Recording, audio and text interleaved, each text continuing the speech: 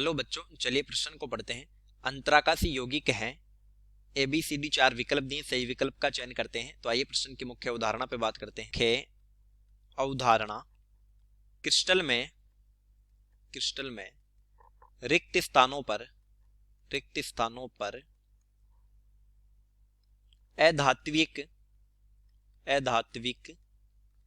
परमाणु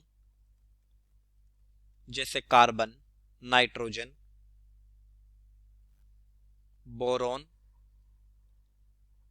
आदि के रिक्त स्थानों पर अधात्विक परमाणु कार्बन, नाइट्रोजन, बोरॉन आदि के आ जाने से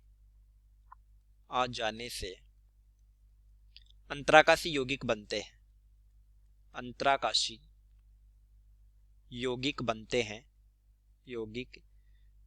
हैं। डी ब्लॉक के जो क्रिस्टल होते हैं उनमें ये छोटे परमाणु फंस जाते हैं और उसी को नाम दे दिया जाता है अंतराकाशी यौगिक। देखिए, अंतराकाशी यौगिकों के कुछ गुणधर्म होते हैं। अंतराकाशी यौगिकों के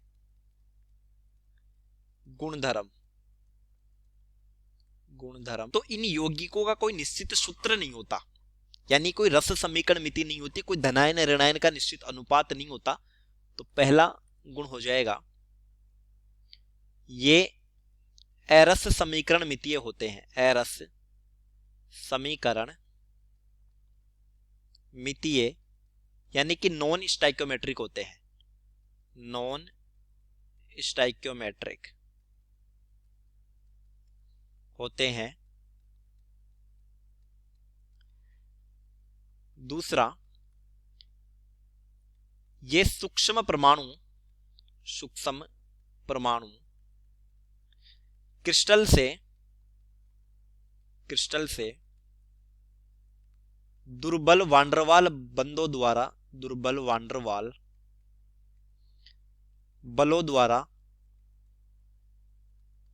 द्वारा जुड़े होते हैं। अर्थात ना तो सहसंयोजक है और ना ही आयनिक, यानी ये आयनिक या फिर कोवलेंट नेचर के नहीं होते। तीसरा, शुद्ध धातु की तुलना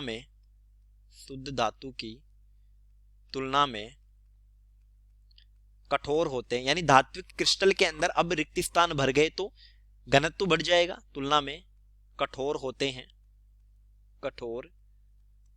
होते हैं। फिर आघात वर्धनीयता और तन्यता ये भी शुद्ध धातु की तुलना में घट जाएगी।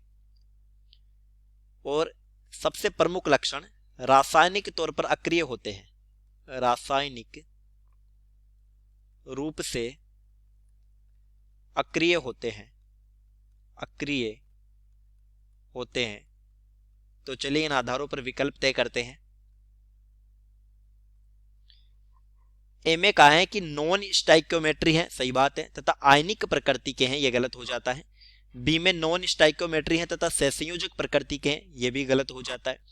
सी में नॉन स्टाइक्योमेट्री है तथा न तो प्रारूपीय तौर पर इनको आयनिक बोला जा सकता और नहीं सहसंयोजक, तो सी फिर सही विकल्प हो जाता है। और डी में तो स्टाइक्योमेट्रिक बता दिया तो ये फिर गलत हो गया, तो उत्तर हो गया सी। चलिए, उम्मीद करता हूं प्रश्न समझ आया होगा। धन्यवाद।